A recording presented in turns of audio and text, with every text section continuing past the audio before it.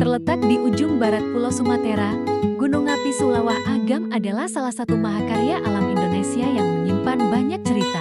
Pembentukannya adalah hasil dari pertemuan dahsyat lempeng tektonik Indo-Australia dan Eurasia, sebuah proses geologi yang telah membentuk lanskap kepulauan kita selama jutaan tahun. Secara geografis, gunung ini menjulang di Kabupaten Aceh Besar, Provinsi Aceh.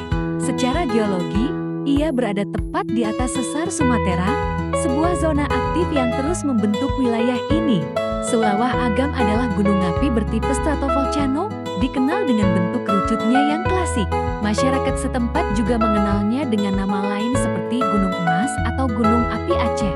Sejarah mencatat beberapa erupsi signifikan, seperti pada tahun 1839 dan ke 1998.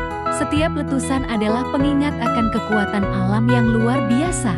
Meskipun relatif tenang dalam beberapa dekade terakhir, aktivitas vulkanik Sulawah Agam terus dipantau.